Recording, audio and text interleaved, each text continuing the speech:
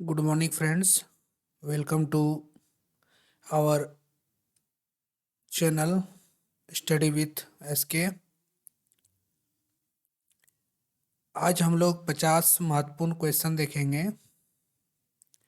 और आज हमने प्रत्येक क्वेश्चन का डिटेल से एनालिसिस किया है। जितना भी हो सका है इसके अंदर से क्वेश्चन निकालने का प्रयास किया है। तो चलिए आज देखते हैं पहला क्वेश्चन।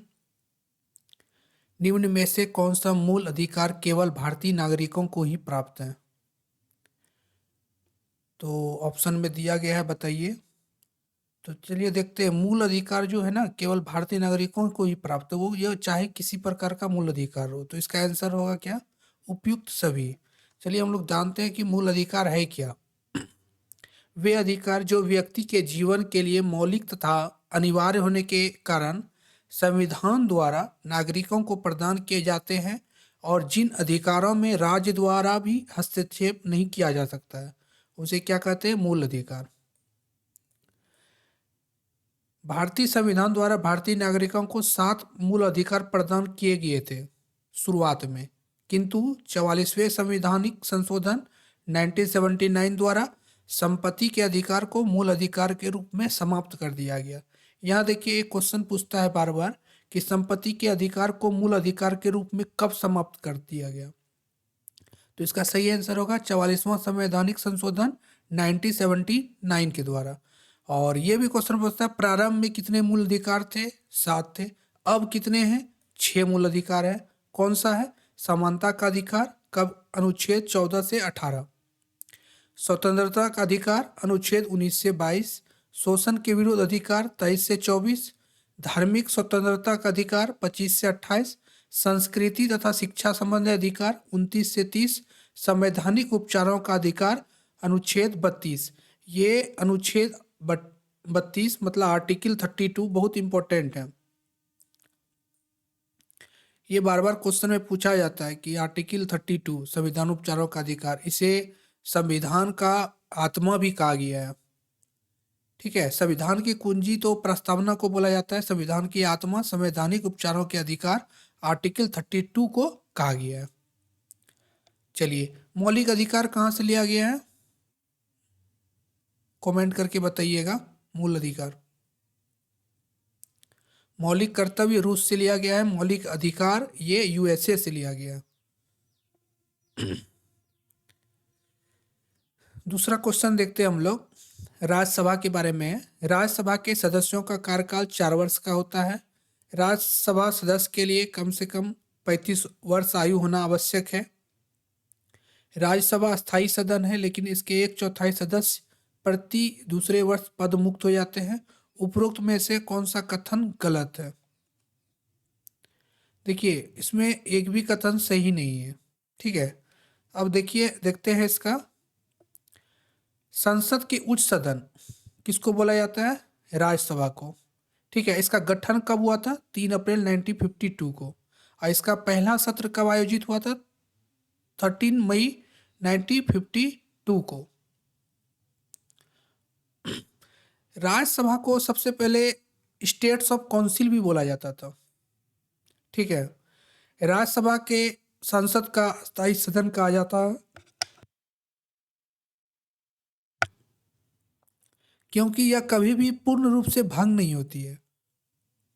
ठीक है, सदन में वर्तमान संख्या 245 है। 229 संख्या राज्य का प्रतिनिधित्व करते हैं और 4 सदस्य केंद्र शासित प्रदेश का प्रतिनिधित्व करते हैं और 12 राष्ट्रपति द्वारा नामित किया जाता है। ये एक क्वेश्चन पूछा जाता है बार बार कि 12 सदस्य को राष्ट्रपति नामित करता है। अब भारत का उपराष्ट्रपति राज्यसभा का पदेन सभापति होते हैं। ठीक है, राज्यसभा कभी विघटन नहीं होते। इसके 1/3 सदस्य, देखिए यहाँ लिखा हुआ है इसके 1/4 सदस्य, ये गलत है। यहाँ होगा 1/3। 1/3 सदस्य दूसरे वर्ष सेवानिवृत्त हो जाते हैं। ठीक है, असमानतः एक सदस्य का निर्वाचन 6 वर्षों के लिए होता है। ठीक है, 4 वर्षों के लिए नहीं होता है। तो इसके लिए क्या हो जाएगा? कौन सा कथन गलत है? सभी गलत है। चलिए अगला क्वेश्चन देखते हैं। धन विधेयक को राज्यसभा अधिकतम कितने दिनों तक रोक सकती है? तो इसका सही आंसर क्या हो जाएगा? 14 दिन के लिए। धन विधेयक किस आर्टिकल में है? अनुच्छेद 110 में। ये बार बार क्वेश्चन पूछता है। वो धन विधेयक 110 में, आर्टिकल 110। कोई व्यक्ति उच्च न्यायालय का न्यायाधीश नियुक्त होने का पात्र होगा जब वह, ठीक है, पहला है भारत राज्य क्षेत्र में कम से कम 10 वर्षों तक न्यायिक पद धारण किया हो, या लगातार 10 वर्ष तक उच्च न्यायालय या न्यायालयों में अधिवक्ता रहा हो, उसकी आयु कम से कम 35 वर्ष हो। उपरोक्त कथन में से कौन सा सही है? तो इसमें से कौन सा सही है? केवल वन सही है, ठीक है। भारत राज्य क्षेत्र में कम से कम 10 वर्षों तक न्यायिक पद धारण किया हो, या लगातार 10 वर्ष तक उच्च न्यायालय या न्यायालय में अधिवक्ता रहो। देश के, चलिए इसके बारे में जानते हैं। देश के उच्चतम न्यायालय के मुख्य न्यायाधीश को मिलाकर कुल 31 न्यायाधीश होते हैं। ये न्यायाधीश 65 वर्ष की उम्र तक अपने पद पर बने रहते हैं, ठीक है। उच्चतम न्यायालय का मूल कार्यक्षेत्र उन मामलों में है जिनका विवाद केंद्र सरकार, किसी एक या कई राज्यों के बीच हो, या एक और केंद्र सरकार और कोई एक या कई राज्य तथा दूसरी ओर एक या कई राज्यों के बीच हो, तथा दो या कई राज्यों के बीच हो। तो ये निपटारा करते, ये सब मामला है जो कि मतलब कि उच्चतम न्यायालय का जो क्षेत्र पड़ता है, ये ऐसा क्षेत्र पड़ता है। संविधान का अनुच्छेद 217 यह कहता है कि उच्च न्यायालय के न्यायाधीश की नियुक्ति राष्ट्रपति द्वारा भारत के मुख्य न्यायाधीश राज्य के राज्यपाल के परामर्श से की जाएगी। तो यहाँ पे क्वेश्चन बनता है कि उच्च न्यायालय के न्यायाधीश की नियुक्ति राष्ट्रपति द्वारा भारत के मुख्य न्यायाधीश और राज्य के राज्यपाल पर परामर्श से ली जाएगी। किस आर्टिकल के तहत? अनुच्छेद 217। मतलब क्या कि उच्च न्यायालय की न्यायाधीश की नियुक्ति राष्ट्रपति तब करेगा जब मुख्य न्यायाधीश का सम्मति होगा, राज्य के राज्यपाल का सहमति होगा। मुख्य न्यायाधीश के अलावा किसी अन्य न्यायाधीश की नियुक्ति के मामले में उच्च न्यायालय के मुख्य न्यायाधीश से परामर्श किया जाता है। ये अभी हॉट टॉपिक है मुख्य न्यायाधीश कॉलेजियम को लेके, ठीक है। अगला क्वेश्चन देखते हैं। वित्तीय आपात उद्घोषणा का अनुमोदन करने वाले संकल्प सदन के दोनों सदनों द्वारा कितने माह के भीतर होना चाहिए? वित्तीय आपात उद्घोषणा का अनुमोदन तो कितने माह के भीतर होना चाहिए? 2 महीना, या कभी कभी दिया जाता है 60 दिन। तो आपातकाल का किस अनुच्छेद से है? 352 से 360 तक है, भाग 18। भारत में आपातकाल के कितने प्रकार के होते हैं? 3 प्रकार के हैं। आर्टिकल 352 में है राष्ट्रीय आपातकाल, 356 में है राष्ट्रपति शासन या राज्य में आपातकाल, और 360 में है अनुच्छेद 360 में वित्तीय आपातकाल। जिस दिन राष्ट्रपति वित्तीय आपातकाल की घोषणा करता है उसके 2 माह के अंदर ही इसको संसद के दोनों सदनों द्वारा अनुमोदित किया जाना चाहिए। वित्तीय आपातकाल की उद्घोषणा को राष्ट्रपति द्वारा बाद में किसी भी समय रद्द किया जा सकता है। ये वित्तीय आपात कहाँ से लिया गया है? जर्मनी का वीमर संविधान से। भारत में पहली बार केंद्र सरकार के विरुद्ध लोकसभा में अविश्वास प्रस्ताव कब लाया गया था? 1963 में, ठीक है। लोक अविश्वास प्रस्ताव कहता किसको है? No confidence motion. जब लोकसभा में किसी विपक्ष पार्टी को लगता है कि सरकार के पास बहुमत नहीं है या सदन में सरकार विश्वास खो चुकी है, तो वह अविश्वास प्रस्ताव लाती है, नो कॉन्फिडेंस मोशन। भारतीय संविधान के अनुच्छेद 75 में कहा गया है केंद्रीय मंत्रिपरिषद लोकसभा के प्रति जवाबदेह होते हैं। देखिए ये बहुत इंपॉर्टेंट क्वेश्चन है। केंद्रीय मंत्रिपरिषद किसके प्रति जवाबदेह होते हैं? लोकसभा के प्रति। किस अनुच्छेद में है? अनुच्छेद 75। अर्थात इस सदन में बहुमत हासिल होने पर ही मंत्रिपरिषद बनी रह सकती है। इसके खिलाफ अविश्वास प्रस्ताव पारित होने पर प्रधानमंत्री सहित मंत्रिपरिषद को इस्तीफा देना होता है। मतलब कि अविश्वास प्रस्ताव अगर पारित हो गया तो प्रधानमंत्री और उसका जितने भी मंत्रिपरिषद है उसको इस्तीफा देना पड़ेगा। तो भारतीय संसद के इतिहास में पहली बार अगस्त 1963 में जेबी कृपलानी ने अविश्वास प्रस्ताव रखा था। तब तत्कालीन प्रधानमंत्री जवाहरलाल नेहरू की सरकार के खिलाफ रखे गए इस प्रस्ताव में पक्ष में केवल 62 वोट पड़े और विरोध में 347 वोट। तो इतिहास में पहली बार अविश्वास प्रस्ताव 1963 में किसने? जेबी कृपलानी ने। किसके विरुद्ध? जवाहरलाल नेहरू के विरुद्ध। राज्य के नीति निर्देशक तत्व के परिवर्तन के लिए किस अनुच्छेद में उपबंध किया गया? अनुच्छेद 37 भाग 14। नीति निर्देशक तत्व क्या है? अनुच्छेद 36 से 51 के बीच में है। ठीक है। डीपीएसपी संविधान भाग 4, नीति निर्देशक भाग 4 अनुच्छेद 36 से 51। ठीक है। अनुच्छेद 37 को निदेशक सिद्धांत के कार्य के बारे में अवगत कराया गया है। ठीक है। तो नीति निर्देशक तत्व मतलब कि आयरलैंड के संविधान से लिया गया है। यह भी बहुत इंपॉर्टेंट है, याद रखिएगा। चलैया समिति का गठन किस वर्ष किया गया था? 1991 में। चलैया समिति का किससे संबंध है? कर प्रशासन, प्रत्यक्ष कर, डायरेक्ट टैक्स। ठीक है। 1991 में राजा चलैया समिति का गठन किया गया था। तो चलैया समिति किससे संबंधित है? प्रत्यक्ष कर से, डायरेक्ट टैक्सेस। निम्न में से किस क्रांति का संबंध कोको उत्पादन या चमड़ा उत्पादन से है? तो कौन सा है? भूरी क्रांति। और सब देखते हैं। ब्राउन क्रांति भी बोला जाता है उसको। संबंध भारत में चमड़ा, गैर पारंपरिक तथा कोको के उत्पादन में वृद्धि करना है। ठीक है। इसके ब्राउन क्रांति का जनक किसको बोला जाता है? हीरालाल चौधरी को। ये भी याद रखिएगा। इसके क्रांति के परिणाम स्वरूप भी भारत में विश्व का सबसे बड़ा चमड़ा उत्पादक देश बन गया था। ब्राउन क्रांति, चमड़ा उत्पादन। ठीक है। जनक हीरालाल चौधरी। हरित क्रांति कृषि क्षेत्र में उत्पादन तकनीक सुधार व कृषि उत्पादकता में वृद्धि करना। ठीक है। हरित क्रांति तो जानते ही होंगे। पीली क्रांति खाद्य तेल और तिलहन फसल के उत्पादन में। श्वेत क्रांति दूध के उत्पादन में, वर्गीज कुरियन। नीली क्रांति मछली उत्पादन। गुलाबी क्रांति झींगा मछली। रजत क्रांति अंडे के उत्पादन। और इंद्रधनुष क्रांति सभी क्षेत्र के उत्पादन में वृद्धि। ये हॉट टॉपिक है, इंद्रधनुष क्रांति। ठीक है। जितने भी क्षेत्र में है, सब क्षेत्र में उत्पादन में वृद्धि करना, ये किस रिवॉल्यूशन है? रेनबो रिवॉल्यूशन का उद्देश्य है। एक धन जो आसानी से विदेश से आता है लेकिन आसानी से चला जाता है, इसे किस प्रकार से जाना जाता है? इसे बोला जाता है हॉट मनी। गन्ने का उचित और पारिश्रमिक मूल्य एफआरपी अनुमोदित करता है कौन? आर्थिक मामलों पर कैबिनेट समिति। असहयोग आंदोलन में कौन सा कार्यक्रम शामिल नहीं है? सरकारी वाहनों से यात्रा करने पे पाबंदी, ये कार्यक्रम में शामिल नहीं था। असहयोग आंदोलन, सरकारी पदों का त्याग, ये था। विदेशी माल का बहिष्कार, ये था। अदालतों का वकीलों द्वारा बहिष्कार, ये था। चलिए इसके बारे में जानते हैं। असहयोग आंदोलन का प्रारंभ हो गया था 1 अगस्त 1920 को। ठीक है। रॉलेट एक्ट 1919 की सफलता के बाद 1 अगस्त 1920 में महात्मा गांधी जी ने असहयोग आंदोलन की शुरुआत की।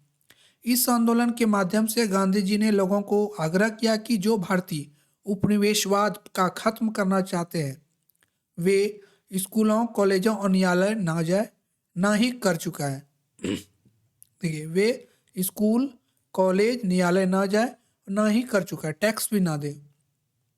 यह एक तरह से अंग्रेजों के खिलाफ भारतीयों की असहयोग की शुरुआत थी। तब गांधी जी ने कहा था, यदि असहयोग का ठीक ढंग से पालन किया जाए तो भारत 1 वर्ष के भीतर स्वराज प्राप्त कर लेगा। गांधी के इस आंदोलन ने अंग्रेजी साम्राज्य को हिलाकर रख दिया था।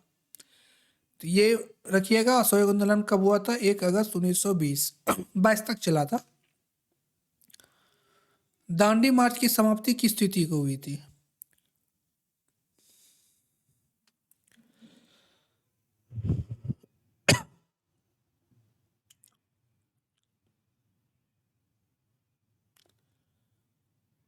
दांडी मार्च की समाप्ति की स्थिति को हुई थी? ये समाप्ति हुई थी, शुरुआत हुई थी 12 मार्च को। ठीक है। इसको थोड़ा देख लीजिएगा। दांडी मार्च, नमक सत्याग्रह, नमक के साथ दांडी मार्च की 12 मार्च को 1930 महात्मा गांधी दांडी के लिए कर भुगतान के बिना अपनी तरफ से साथ बढ़ती संख्या भारतीयों के साथ नमक का निर्माण करने के लिए उनके साबरमती आश्रम से दांडी मार्च नेतृत्व में शुरू हुआ। शुरुआत हुई थी 12 मार्च 1930 तक। ठीक है, शुरुआत हुई थी 12 मार्च 1930 से दांडी मार्च। समाप्ति शायद 30 मार्च 1930 है, एक बार देख लीजिएगा। गांधी के जीवन काल में घटी निम्न घटनाओं का कालक्रम सही नहीं है। भारत छोड़ो आंदोलन, ये गलत है। ठीक है, चौरा चौरी घटना कब हुई थी? 4 या 5 फरवरी 1922। द्वितीय गोलमेज सम्मेलन 7 सितंबर 1931। पूना समझौता 24 सितंबर 1932 महात्मा गांधी भीमराव अंबेडकर के बीच। गोलमेज सम्मेलन 1931। तीनों गोलमेज सम्मेलन में भाग लेने वाले भारतीय भीमराव अंबेडकर। ठीक है, भारत छोड़ो आंदोलन, ठीक है, ये हुआ था आपका भारत छोड़ो आंदोलन, ये गलत है। कमेंट करिएगा भारत छोड़ो आंदोलन कब हुआ था। आजाद हिंद फौज के साथ सुभाष चंद्र बोस ने सिंगापुर में स्वतंत्र भारत की अस्थायी सरकार का गठन कब किया गया? 21 अक्टूबर 1943 ईस्वी को सिंगापुर में स्वतंत्र भारत की अस्थायी सरकार किसने? सुभाष चंद्र बोस ने। ठीक है, आगे चलते हैं। वहाबियों के विद्रोह को कुचलने का श्रेय किस गवर्नर जनरल को जाता है? सही आंसर है लॉर्ड एल्गिन प्रथम। वहाबियों के विद्रोह, वहाबी विद्रोह किससे संबंधित है? पटना से। ठीक है, 1828 से चला था 1888 तक। 1828 से लेकर 1888 तक। वहाबी विद्रोह के प्रवर्तक कौन थे? रायबरेली के सैयद अहमद थे। इस आंदोलन का मुख्य केंद्र पटना शहर था। पटना के विलायत अली, इनायत अली इस आंदोलन के प्रमुख नायक थे। यह आंदोलन मूल रूप से मुस्लिम सुधारवादी आंदोलन था जो उत्तर पश्चिम पूर्वी भारत तथा मध्य भारत में सक्रिय था। देखिए इस क्वेश्चन से क्या क्या है, एक आता है वहाबी विद्रोह। ठीक है, मुस्लिम सुधारवादी आंदोलन था, कब से चला? 1828 से 1888 तक। इसके प्रमुख प्रवर्तक कौन थे? सैयद अहमद। और इसके नायक कौन कौन थे? विलायत अली, इनायत अली, दोनों भाई थे। त्रिपक्षीय संघर्ष में निम्न में से कौन से राजवंश शामिल नहीं थे? शामिल थे पल्लव, नहीं थे पल्लव। ठीक है, पाल थे, राष्ट्रकूट थे और प्रतिहार वंश थे। 3 पक्ष मिलकर बना था त्रिपक्षीय संघर्ष।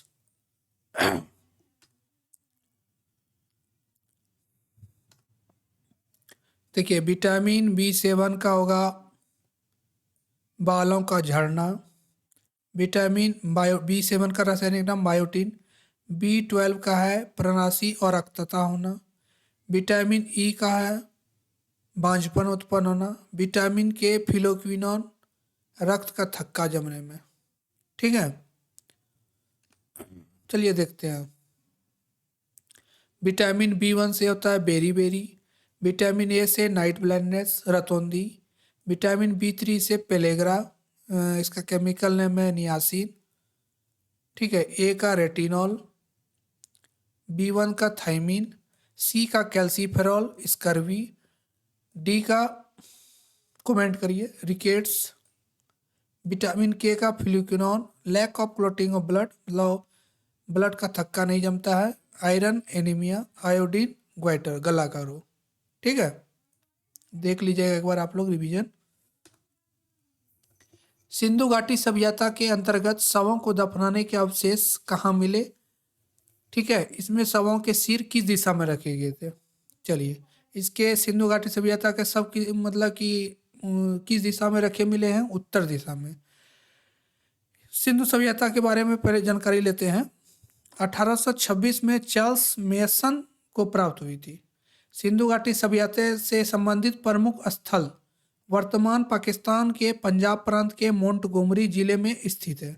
यह सबसे पहले उत्खनन का कार्य किया गया था यहाँ पे। ठीक है, पाकिस्तान में पंजाब प्रांत पड़ता है मोंटगोमरी जिला। सिंधु सब यह किस नदी के किनारे है? रावी नदी के किनारे। 1921-22 में सर जॉन ह्यूबर्ट मार्शल के तहत खुदाई अभियान के दौरान पहली बार सभ्यता की खोज की गई थी। हड़प्पा के खंडरों की खोज जॉन मार्शल, राय बहादुर देवसामुनि और माधव स्वरूप वत्स ने की थी। दयाराम राय बहादुर दयाराम सानी और माधव स्वरूप वत्स और मार्शल, ये याद रखिएगा। अब देखिए, इससे रिलेटेड क्वेश्चन बार बार पूछा जाता है। कालीबंगन, ये भी सिंधु सभ्यता के प्रमुख शहर हैं जो भारत में है। एक है कालीबंगन जो कहाँ है? राजस्थान में। लोथल गुजरात में, धौलावीरा गुजरात में, रंगपुर गुजरात में, सुतकोदा गुजरात में। ठीक है। कालीबंगन किस नदी के किनारे है? घग्गर नदी के किनारे है। ठीक है। बनवाली हरियाणा में है। रोपड़ पंजाब में है, सिंध नदी के किनारे। पाकिस्तान में जो है हड़प्पा वो रावी नदी के पे है। मोहनजोदड़ो वो सिंध में सिंधु नदी पर है। और चंदोदड़ो सिंध में, ये पाकिस्तान में है ये। और ये सारा भारत में है। ठीक है। भारत में कौन कौन से है सिंधु सभ्यता का शहर? कालीबंगन, लोथल, धौलावीरा, रंगपुर, सुतकोदा, बनवाली और रोपड़। पाकिस्तान में हड़प्पा, मोहनजोदड़ो और चौनुदड़ो। किस बौद्ध संगति में बौद्ध धर्म दो संप्रदाय में विभाजन हो गया था? ये हो गया था चतुर्थ बौद्ध संगति, जो कुंडलवन कश्मीर में हुआ था। ठीक है। वसुमित्र की अध्यक्षता में। इसका शासनकाल था उस समय कनिष्क का। प्रथम बौद्ध संगति हुआ था 483 ईसा पूर्व राजगिरी में। इसके अध्यक्ष थे महाकश्यप और शासनकाल था अजातशत्रु का। द्वितीय बौद्ध संगति था 383 ईसा पूर्व वैशाली में और सवाकामी इसके अध्यक्ष थे। कालाशोक का शासन काल था। तृतीय बौद्ध संगति 255 ईसा पूर्व पाटलिपुत्र। मोगलीपुत्र तीस थे इसके अध्यक्ष और अशोक थे इसके शासनकाल। चतुर्थ बौद्ध संगति 1 ईस्वी कुंडलवन कश्मीर, वसुमित्र जी इसके अध्यक्ष थे और कनिष्क का शासन काल था। एक बार ये सारा बौद्ध संगति देख लीजिएगा। ठीक है। महावीर स्वामी को किस नदी के तट पर कैवल्य की प्राप्ति हुई थी? ठीक है। ये नदी कौन था? रीजू पालिका। महावीर स्वामी के बारे में थोड़ा सा जान लेते हैं हम लोग। महावीर स्वामी का जन्म हुआ था 540 ईस्वी पूर्व चैत्र शुक्ल त्रयोदशी वैशाली के निकट कुंडल ग्राम में। जन्म कब हुआ था? 540 ईसा पूर्व वैशाली के निकट कुंडग्राम में। मृत्यु हुई थी 468 ईसा पूर्व 72 वर्ष की आयु में पावापुरी बिहार में। महावीर स्वामी 498 ईसा पूर्व में 42 वर्ष की आयु में रीजू पालिका नदी के किनारे कैवल्य प्राप्त हुआ। प्रथम उपदेश दिए थे राजगिरी के समीप विपुलांचल पर्वत में बराकर नदी के किनारे। इसका प्रतीक चिन्ह क्या है? सिंह। आजीवक संप्रदाय के संस्थापक निम्न में कौन थे? मखली पुत्र गोशाल, जिसे गोशालक कहा जाता है। ठीक है। आजीवक संप्रदाय की स्थापना। किस मुगल शासक के शासन काल को स्थापत्य कला का स्वर्णिम काल कहा जाता है? सही आंसर है शाहजहां। मुगल काल में मुहतसिब कौन था? आचरण अधिकारी। दीवान अर्ज किस विभाग से संबंधित था? सैन्य विभाग से। दीवान अर्ज का क्या कार्य था? ये थोड़ा देख लेते हैं। इसका महत्वपूर्ण कार्य सैनिकों की भर्ती करना, सैनिकों और घोड़ों को रखना, रसद की व्यवस्था करना, सेना का निरीक्षण करना। ठीक है। सेना की सजावट की व्यवस्था करना। आरिज ए मुमलिक के विभाग को दीवाने अर्ज कहा जाता था। इस विभाग की स्थापना गयासुद्दीन बलबन ने की थी और अलाउद्दीन खिलजी के समय में इसका महत्व बढ़ गया था। तो दीवाने अर्ज किस विभाग से संबंधित था? सैन्य विभाग से। तारों के मध्य दूरी ज्ञात करने की इकाई क्या है? प्रकाश वर्ष। ठीक है। कहीं कहीं गैलेक्टिक इकाई भी दिया गया है। ठीक है, देख लेते हैं इसके बारे में। प्रकाश वर्ष तारों के मध्य दूरी ज्ञात करने की इकाई है, जिसे खगोलीय इकाई भी बोला जाता है। ठीक है। देखिए ये बड़ी इंपॉर्टेंट है। स्पीड ऑफ लाइट, प्रकाश का स्पीड कितना है? 3 × 10⁻⁸ और एक प्रकाश वर्ष कितने मीटर होता है? 9.46 × 10⁻15 मीटर। ये बार बार एग्जाम में पूछा जाता है। निम्नलिखित में कौन सा रोग पुरुषों की तुलना में महिलाओं में बहुत कम होता है?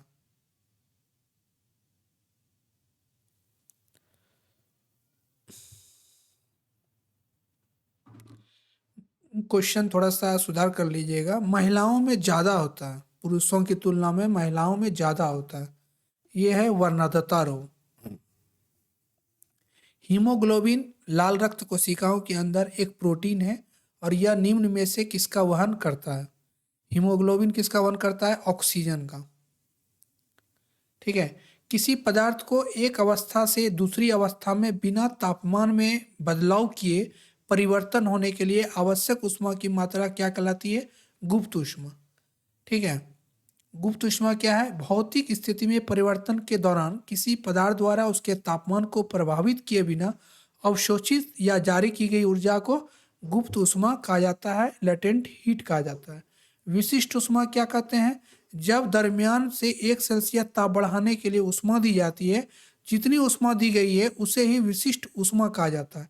इसका मात्रक क्या होता है? कैलोरी प्रति केजी पर डिग्री सेल्सियस। ठीक है। विशिष्ट ऊष्मा का मात्रक जूल प्रति केजी केल्विन भी होता है। विकिरण क्या है?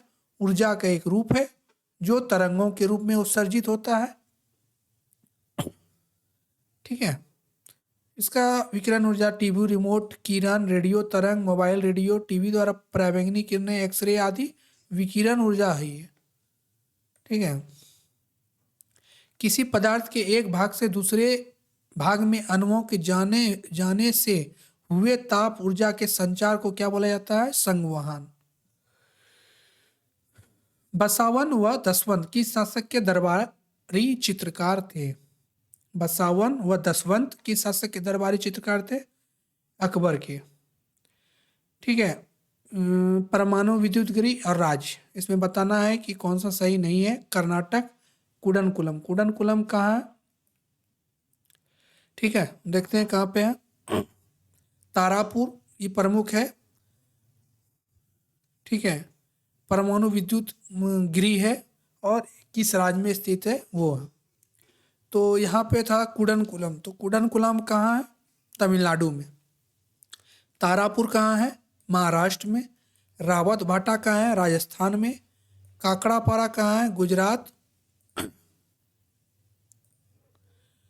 सूरत में। जैतपुरा कहाँ है? महाराष्ट्र, रत्नागिरी में। नरोरा कहाँ है? उत्तर प्रदेश, बुलंदशहर में। कलपक्कम कहाँ है? तमिलनाडु में। कैगा कर्नाटक में और कुडनकुलम तमिलनाडु में। ये एक बार रिवीजन कर लीजिएगा। तारापुर महाराष्ट्र, रावतबाटा राजस्थान, काकड़ापाड़ा अहमदाबाद गुजरात, जैतपुरा महाराष्ट्र। ठीक है। और नरोरा उत्तर प्रदेश बुलंदशहर में, कलपक्कम तमिलनाडु, कैगा कर्नाटक और कुडनकुलम तमिलनाडु में। तो तमिलनाडु में दो गो है, कलपक्कम कुडनकुलम। 38वीं समांतर रेखा किसके मध्य स्थित है? उत्तरी कोरिया, दक्षिणी कोरिया। प्रमुख अंतर्राष्ट्रीय सीमा रेखा एक बार देख लेते हैं। रेड क्लिफ रेखा भारत पाकिस्तान के बीच, मैकमोहन चीन और भारत, हिंडनबर्ग जर्मनी पोलैंड, ऑर्डरनेस पूर्वी जर्मनी पोलैंड, ड्यूरंट रेखा पाक अफगानिस्तान, मैगिनॉट रेखा जर्मनी फ्रांस, मैनरहिम फिनलैंड रूस। 24वीं भारत पाकिस्तान। 38वीं उत्तरी कोरिया दक्षिणी कोरिया। 49वीं समांतर रेखा अमेरिका कनाडा। 17वीं उत्तरी वियतनाम दक्षिणी वियतनाम। 20 डिग्री उत्तरी समांतर रेखा लीबिया सूडान। 22 डिग्री मिस्र और सूडान।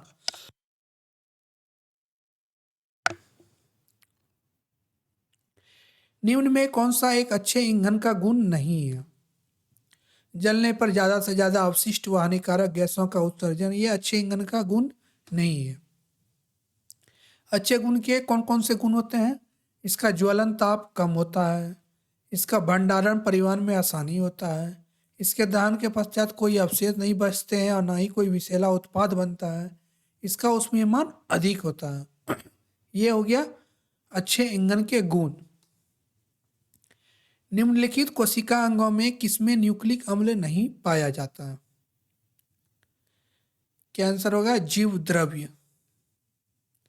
न्यूक्लिक अम्ल एक महत्वपूर्ण जैव अणु है। ये सभी जीवित कोशिकाओं के केंद्रक में न्यूक्लियोप्रोटीन या क्रोमोसोम के रूप में पाए जाते हैं। न्यूक्लिक अम्ल दो प्रकार के होते हैं, डीएनए और एक आरएनए। कभी कभी एग्जाम में डीएनए का फुल फॉर्म पूछा जाता है और आरएनए का। तो डीएनए का फुल फॉर्म होता है डीऑक्सी राइबोज न्यूक्लिक एसिड, ठीक है, और आरएनए का होता है राइबोज न्यूक्लिक एसिड, ठीक है। इसके न्यूक्लिक अम्ल के दो कार्य क्या है, प्रमुख जो कार्य हैं, द्विगुण या प्रतिलिपिकरण तथा प्रोटीन संश्लेषण। ये भी कभी कभी एग्जाम में पूछा जाता है, इसके कार्य।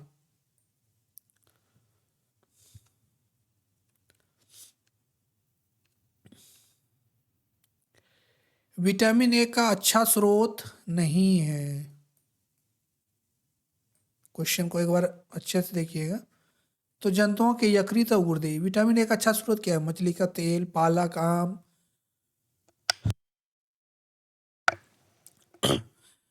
मतलब हरी सब्जी, पालक। धातुओं में सबसे कम घनत्व वाला तत्व, कम घनत्व वाला तत्व हो जाएगा लिथियम, और ज़्यादा घनत्व वाला ओस्मियम, ठीक है। ओस्मियम का प्रतीक क्या होता है? OS, और लिथियम का Li। ओस्मियम का खोज कौन किया था? टेनेंट ने 1803 ईस्वी में।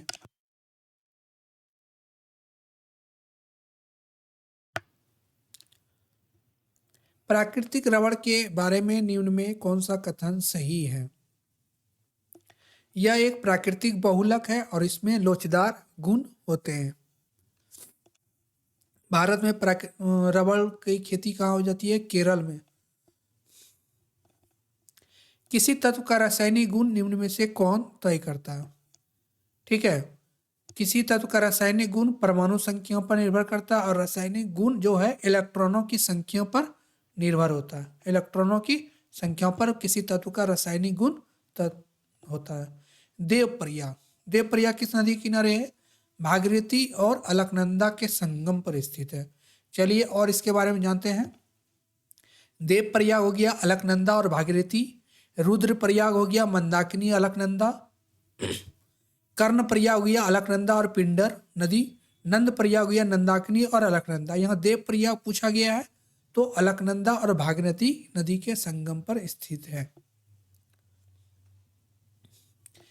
निम्नलिखित में किस राज्य से कर्क रेखा बीचों बीच गुजरता है? कर्क रेखा किस राज्य से बीचों बीच गुजरता है? तो ये है झारखंड का रांची शहर है, उसके बीचों बीच जाता है।